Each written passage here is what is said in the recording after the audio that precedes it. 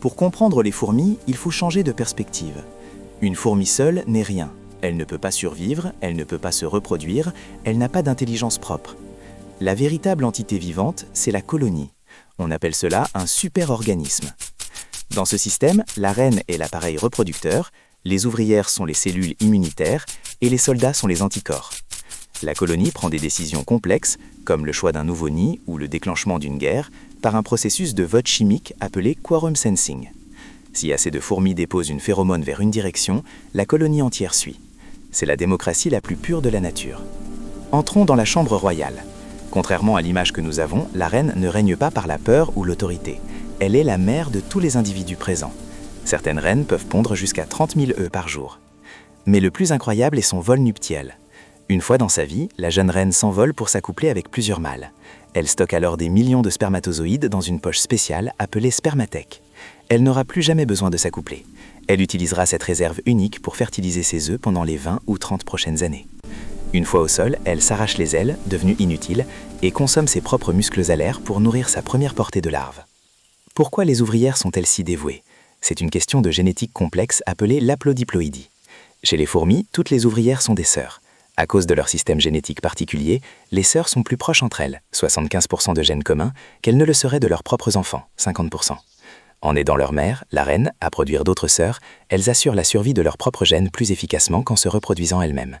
C'est la base biologique de l'altruisme extrême. Chez certaines espèces, comme les attas, il existe des ouvrières de tailles différentes, ni du même œuf. Les minima s'occupent du jardin de champignons, les médias découpent les feuilles et les maxima, soldats, protègent le convoi. Pour comprendre les larves, il faut les voir comme des usines chimiques. Chez beaucoup d'espèces, les ouvrières apportent de la nourriture solide aux larves, car les adultes ne peuvent consommer que du liquide. Les larves digèrent le solide et régurgitent un liquide nutritif pour les adultes. Mentionnons que les fourmis font des centaines de micro-siestes de quelques secondes par jour, totalisant environ 4 à 5 heures de repos. Mais la colonie, elle, reste active 24 heures sur 24. Si nous pouvions verser du béton dans un nid de fourmis coupe-feuilles et déterrer la structure, nous découvririons une merveille d'ingénierie qui rivalise avec les pyramides d'Égypte. En réalité, des scientifiques l'ont fait. Ils ont découvert des cités s'étendant sur 50 mètres carrés et s'enfonçant à 8 mètres de profondeur. Pour construire cela, les fourmis ont déplacé 40 tonnes de terre. À leur échelle, c'est l'équivalent de la Grande Muraille de Chine. Comment 10 millions d'individus peuvent-ils respirer sous terre sans étouffer ? Les fourmis ont inventé la climatisation passive. Elles construisent des cheminées de ventilation. L'air chaud, produit par l'activité des fourmis et la décomposition, monte et s'échappe par le haut, aspirant l'air frais par les galeries latérales. Les chambres funéraires. Les fourmis sont obsédées par l'hygiène. Elles dédient des salles entières aux cadavres et aux déchets toxiques. Des ouvrières spécialisées, les éboueuses, passent leur vie dans ces zones infectes et ne sont plus autorisées à revenir au cœur du nid pour éviter de propager des maladies. Un confinement sanitaire strict, inventé bien avant le nôtre. Changeons de décor. Levons les yeux vers la canopée des forêts tropicales. Ici vivent les Ocophila, les fourmis tissandres. Elles ne creusent pas, elles cousent. Pour fabriquer leur nid, des chaînes d'ouvrières se saisissent par la taille pour approcher 2 feuilles distantes. Une fois les feuilles en contact, d'autres ouvrières arrivent, tenant entre leurs mandibules une larve. Pourquoi une larve ? Parce que les adultes ne produisent pas de soie, mais les larves, si. En tapotant la tête de la larve, la fourmi l'utilise comme un pistolet à colle vivante pour souder les feuilles ensemble. C'est l'un des rares exemples d'utilisation d'outils et d'enfants-outils dans le monde animal. Le monde des fourmis n'est pas qu'une utopie coopérative, c'est un état de guerre permanente. Les frontières entre colonies sont des zones de non-droit, où des milliers de soldats patrouillent 24h24. Certaines espèces, comme les fédoles, possèdent des soldats super-majors. Leur tête est si grosse qu'elles ne peuvent même plus se nourrir seules. Leur unique fonction est de servir de porte-blindés ou de ciseaux pour décapiter les envahisseurs. D'autres ont développé des armes chimiques terrifiantes. La fourmi à acide projette de l'acide formique à distance, brûlant les yeux et les articulations de ses adversaires. Plus incroyable encore, les fourmis kamikazes de Bornéo. Lorsqu'elles sont submergées, elles contractent leurs muscles abdominaux si fort que leur corps explose, libérant une glu toxique et collante qui immobilise l'ennemi dans la mort. Mais la guerre n'est pas toujours une question de territoire. Parfois, c'est une question de main-d'œuvre. Les fourmis du genre Polyergus ne travaillent plus. Elles ont perdu l'instinct de s'occuper des larves ou de chercher de la nourriture. Elles sont devenues des machines à tuer spécialisées. Elles lancent des raids éclairs contre des nids de fourmis Serviformica. Elles ne tuent pas tout le monde, elles volent les cocons. Une fois que ces bébés volés éclosent dans le nid des ravisseurs, ils pensent faire partie de la famille. Ils nettoient, nourrissent et protègent leur maître esclavagiste, sans jamais savoir qu'ils servent les assassins de leur propre mère. Pourtant, au milieu de ce carnage, les fourmis savent être tendres, par intérêt. Si vous voyez des fourmis sur un rosier entourant des pucerons, elles ne les mangent pas, elles les traient. Les pucerons sécrètent du miela, un liquide sucré dont les fourmis raffolent. En échange, les fourmis deviennent leur garde de corps. Elles attaquent les coccinelles et transportent même les pucerons à l'abri dans leur nid en cas d'orage. C'est la première forme d'élevage de l'histoire de la vie. Sans elles, la forêt étoufferait sous les cadavres d'insectes. Elles sont les nettoyeurs de la planète. Beaucoup de plantes dépendent uniquement des fourmis pour transporter leurs graines, Myrmécochouri. L'intelligence est-elle forcément individuelle? Ou sommes-nous, nous aussi, les cellules d'un organisme plus grand que nous ne comprenons pas encore? Dans les forêts tropicales du Brésil, une menace invisible plane sur les colonies. Ce n'est ni un prédateur, ni une armée rivale. C'est un parasite cérébral, le champignon Ophiocordyceps. Lorsqu'une fourmi inhale une spore de ce champignon, son destin est scellé. Le champignon ne tue pas sa proie immédiatement. Il pénètre son système nerveux et commence à manipuler ses muscles.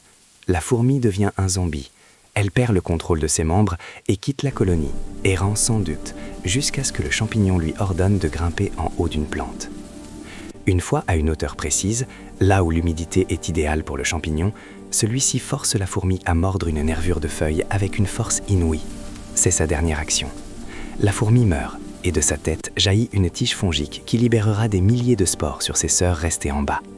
C'est une guerre biologique silencieuse qui oblige les colonies à déplacer des nids entiers dès qu'une seule fourmi infectée est repérée. L'intelligence humaine repose sur la planification. Celle des fourmis repose sur l'erreur et le chaos. Face à un ravin ou un vide, les fourmis légionnaires n'attendent pas qu'un ingénieur dessine un plan. Elles s'accrochent les unes aux autres par les mandibules et les pattes pour former un pont vivant.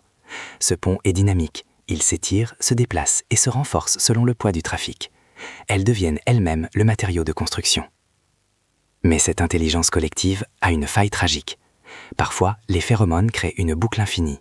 Des milliers de fourmis commencent alors à se suivre en cercle, tournant sans fin jusqu'à l'épuisement total et la mort.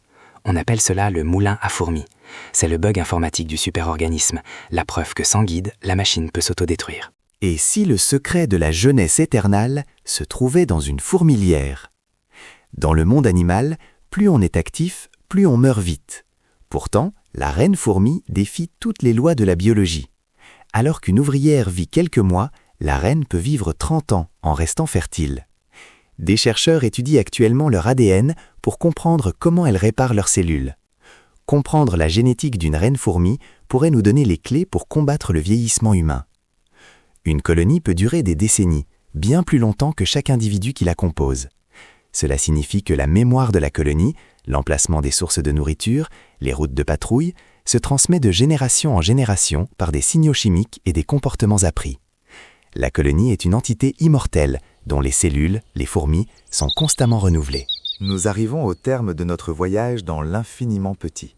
Nous avons traversé des cités de terre, assisté à des guerres millénaires et découvert des technologies que nous pensions avoir inventées nous-mêmes.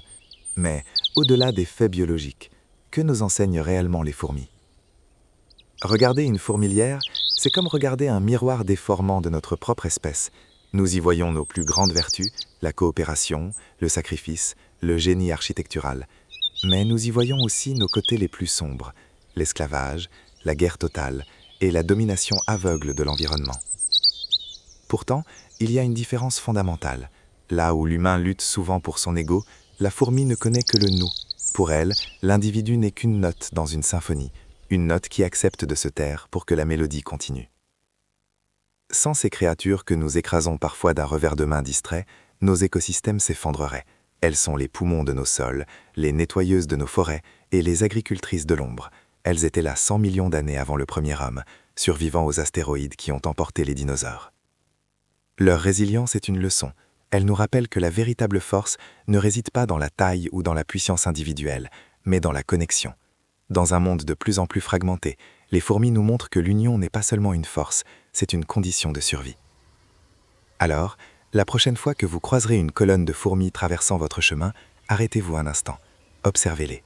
Vous ne regardez pas de simples insectes, vous regardez les pionnières d'une civilisation qui sera probablement encore là pour voir les étoiles s'éteindre, bien après que nos empires de béton seront redevenus poussière. Sous vos pieds, le véritable empire ne dort jamais, et il n'a pas fini de nous surprendre.